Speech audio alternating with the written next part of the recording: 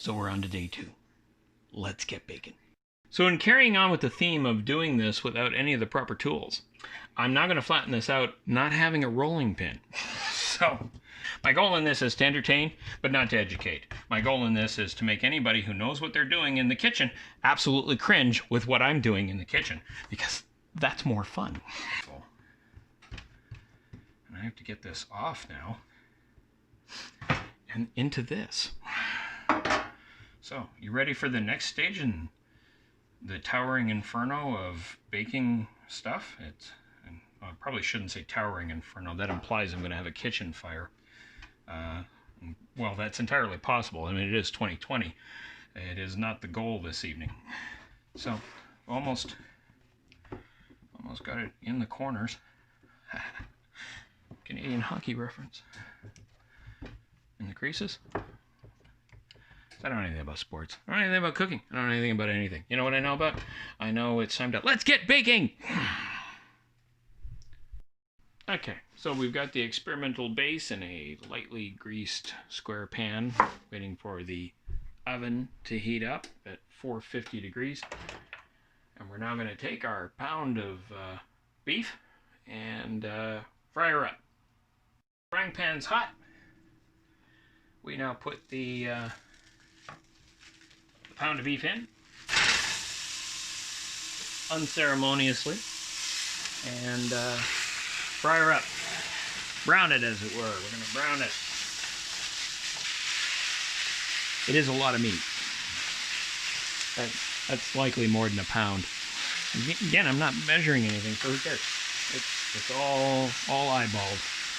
But the idea is we're gonna, even though we're gonna be putting it in kind of like a casserole, I want to get some of the grease out. So we're just gonna brown this up enough to get some of the grease off of it and drain the grease,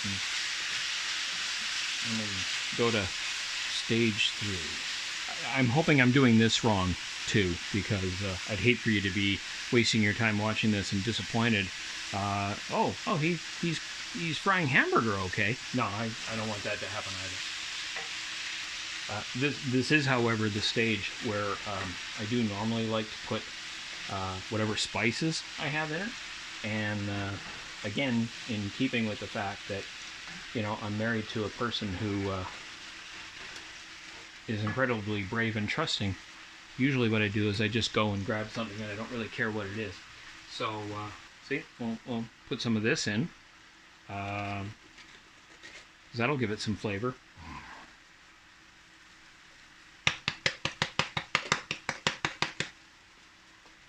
See, we don't care. How about some of this? We'll put some of this in there too, because, you know, why not? Maybe too much. Then I like to get very creative, particularly when I'm doing hamburger. And this is one of the things that I've been doing for years. And usually people who know how to cook, they like eat something I made and they go, what is that odd taste? Cinnamon. Put a little bit of that in there. Now, you wouldn't necessarily think that with beef, would you? And we like it spicy around here, so a little bit of red hot chili powder. Not a lot, just a little bit. Try not to do this too much, so that I don't have to turn on the fan. You know, you don't want it getting smoky in the apartment. Because if you do, then the alarm goes off, and everybody in the building knows you're a lousy cook. You know, you burn water once. Never hear the end of it. Okay, so this is actually going to go in the thing, and it's going to cook further. So we don't need this to go too far. So now we're going to shut that off. Again, it was mostly with the idea of getting the grease, cut down the grease. I love the grease personally. I would not do this unless we were adding this to a bread mixture, because then you're like, what? That's gonna make it soup. Ooh. Hey, heard the alarm go off. That's good, because now we can move to baking. We're gonna throw this in here.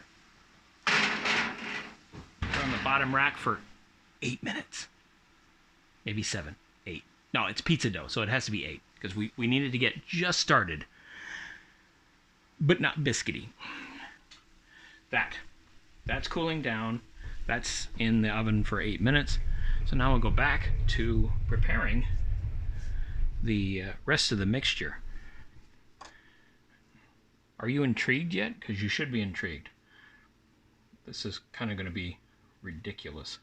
I don't like that part of the tomato, and I don't like that part of the tomato. But other than that, I like every part of the tomato. Okay, looks like I'm gonna have to cut the tomato, just because I need to put things in, the blades. I need to put the blades in.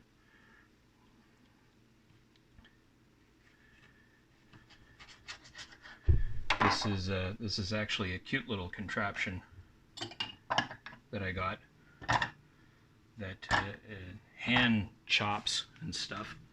Again, I have no recipe. Just what do we call it? Mozart kind of approach to it. Except from the perspective of the Vietnamese prince who said, Viennese prince who said, no, actually it was his advisor in the movie Amadeus who said, too many notes. So now, again, because of this device, I don't need to do much, as you'll see.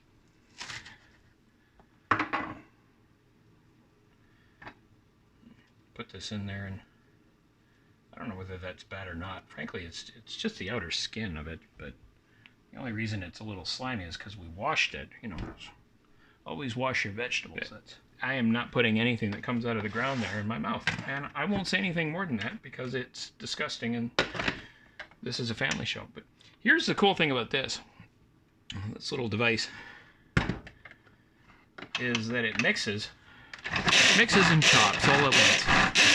And all you have to do is put the stuff in it.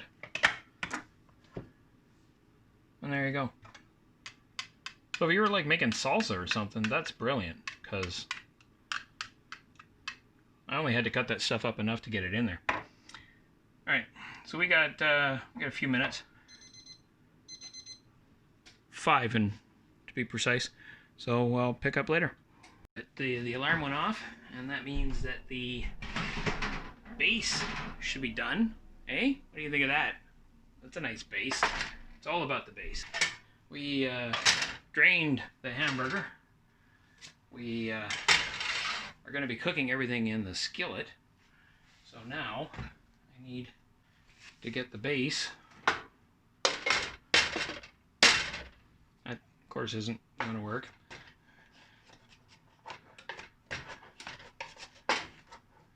Oh, that's a nice consistency. I like that.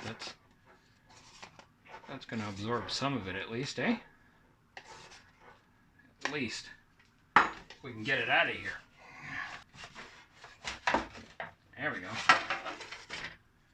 What does all that mean? Now we got this square thing in the bottom of this skillet. Now I have to do the mix. And that's where we're going to come back to everything. It all comes together at this point.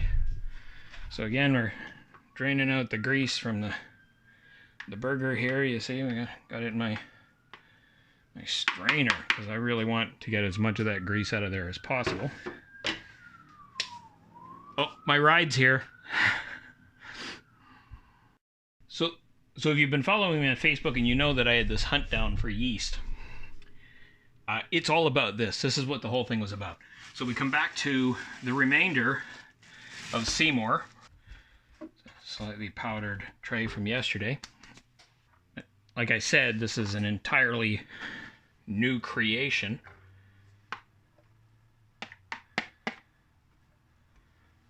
Because who would do this? Why would you do this? What are you doing? This is crazy. Yeah, it is. It's crazy. That's what I like about it. Frozen mixed veggies. This is how I like to take care of the frozen mixed veggies, because I'm a violent person. See, that's what I did with the dough. Every part of this is being beaten up. I gotta be honest, I thought there were carrots and corn. Just carrots and peas. It's not gonna give me the palate that I originally thought it was going to, but Oh well. So, first thing we're adding is this kind of, I don't know what you want to call it. It's not really important. It's tomato and green onion. Can of mushrooms, sliced mushrooms, because sliced not fresh, and I'll tell you why.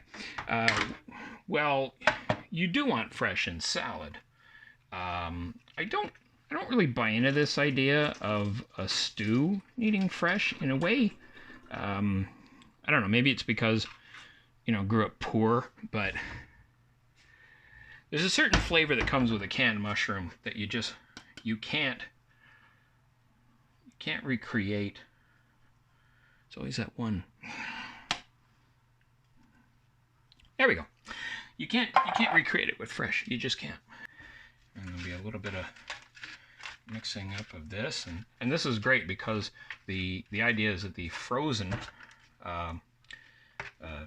vegetables, frozen carrots and peas, will help cool down the hamburger, which was just on the stove, because I need to get it to the point where it is malleable, manageable, handleable, because of this. See, so I don't know what this is. Like again, I thought it was maybe like a bread casserole, but apparently a bread casserole uses dried bread, and that's not what I'm doing. And I wanted to see if we could effectively take a meatloaf, but at the same time a bread loaf, and mix it together. And I'm seeing now that I probably should have done that at a much earlier stage. But that's okay, because at a certain point I'm just going to actually get my hands in here, and as tactilely disgusting as that is, I want to mix this up as much as possible so it looks just ridiculous. And I think we're at that point. So, I don't know what to say to you guys. If you're squeamish, you might not want to look any further. And if you're rational, you're definitely not going to want to watch this. But here we go. Because I want all of this and all of that, and almost like a pimento loaf or some other loaf. And if there is a word for this, if there is a name for this kind of combination, then please feel free to write it into the comments, because frankly, I'd like to see if there is a recipe for this. I would have rather have done that in the first place. This is disgusting. This is like, I don't know. It seems to me that this is appealing to the 10-year-old boy in me, except the 10-year-old boy in me did not like touching goopy things, and I've got my hands now in stuff that I'm literally having to have an out-of-body experience to continue with, because ew, this is so slimy. But I'm really digging the consistency, and I'm very curious now as to what's going to happen when I put all this on the base that we just baked, and then stick it in the oven for, I think we'll start in for a half an hour and see how things go. But the tricky part is going to be making sure that as much of the bread cooks as possible.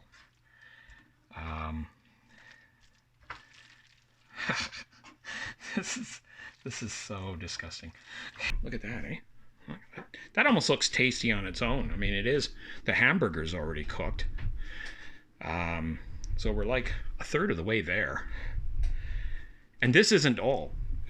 And you're thinking like, my goodness, Gary, what are you talking about? Well, half of this is going to go in and then flattened out with a nice heaping of that. So we're going to put a little bit more in. So disgusting. Spread that out a bit, because obviously it's bread, so it's going to rise. I'm going to have to put another pan underneath, that's for sure, because, you know, you have to anticipate that this thing is going to Chernobyl up on us. And I have to get one more thing for this part before I put the remainder of it on top. Let's get baking.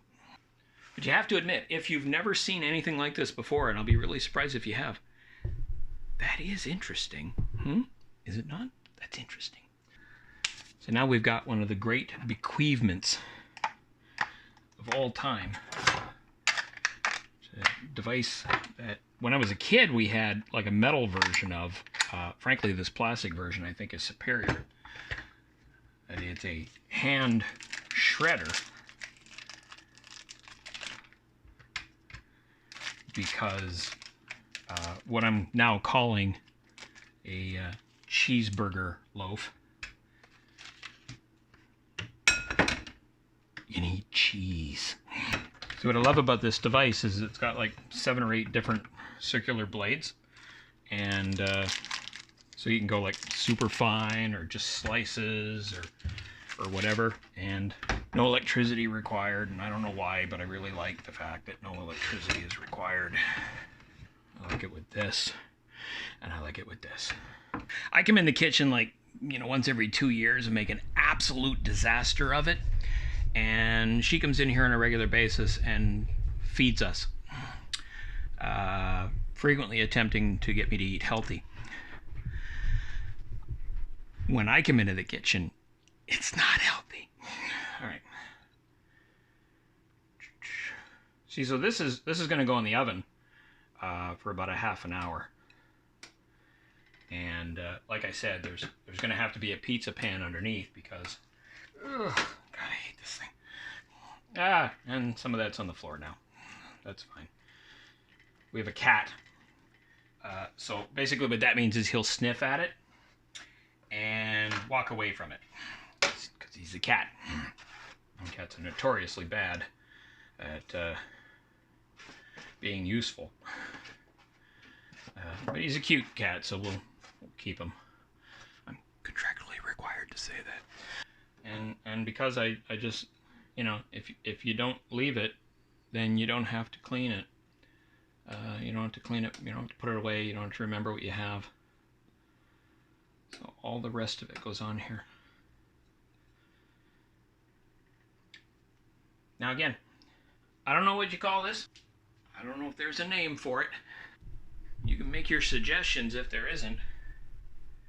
But that's what we're going to be cooking. As I said, oven 450.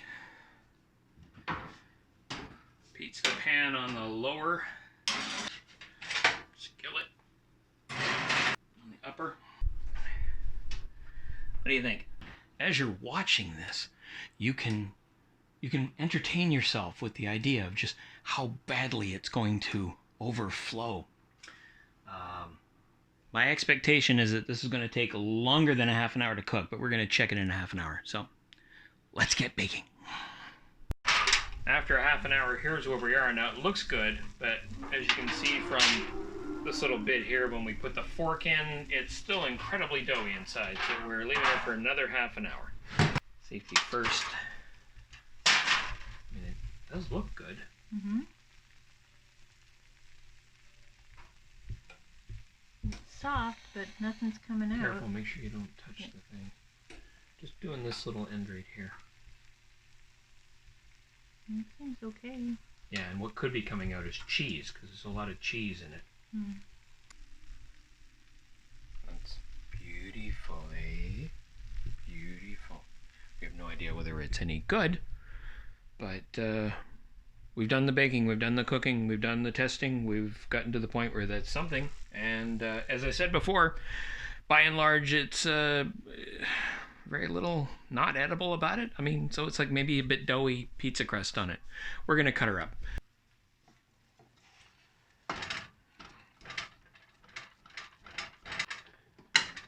As with everything on this experiment, brute force has frequently been required. Are you getting this? Are the lights on? No. There's no getting around it. There's going to be a disastrous part to this. Let me get that knife off you again. This is my mom's skillet too, so I mean this thing, most of my life I've been eating food prepared in this container. I've never used it in the oven before though, so that's... Alright. I'm telling you, I got this weird feeling that this might actually not suck. Oh, really? This one? Yep.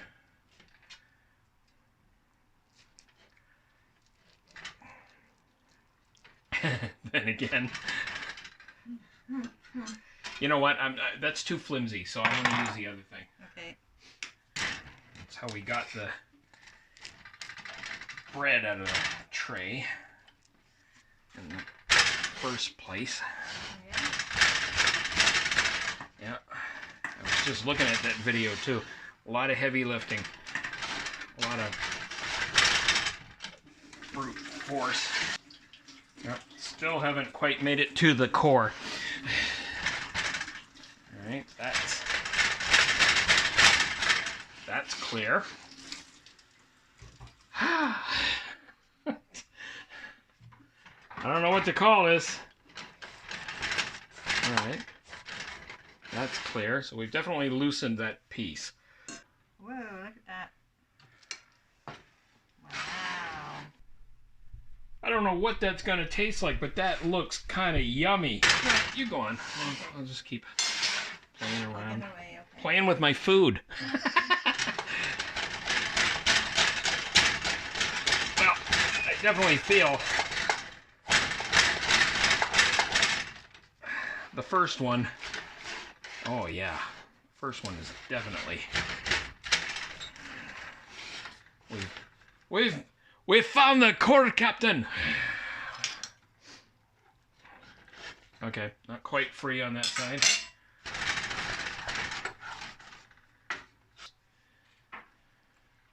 Check that out. Ooh, that's way too much food, but I don't care.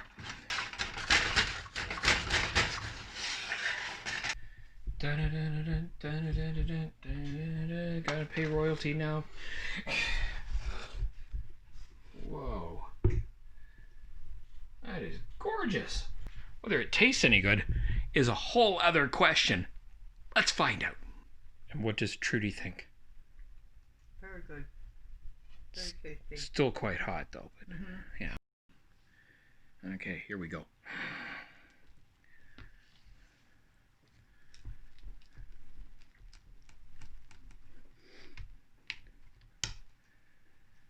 Probably need a knife.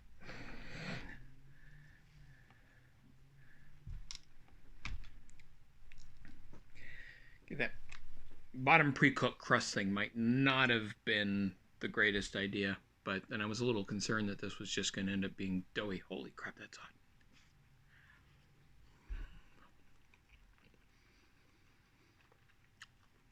It's definitely interesting.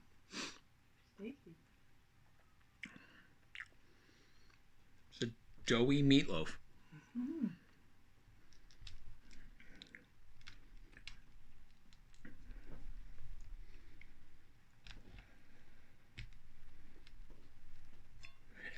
I can't get through this bottom crust. Okay. We've just gone for steak knives. It's the sharpest individual knives we have. I mean, it is tasty. Mm.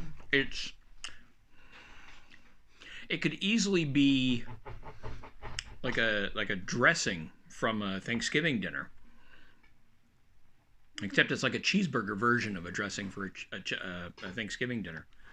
So you get rid of the turkey and replace it with good, beef and cheddar cheese. But consistency-wise, yeah, it's got a lot of common with that.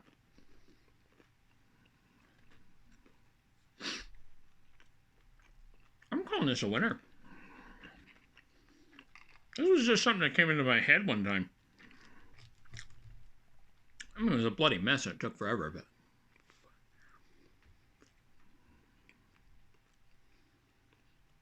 yeah.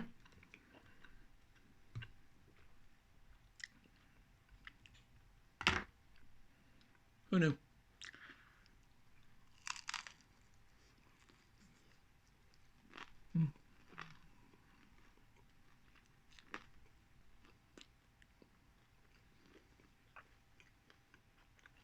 Take that, Gaffigan.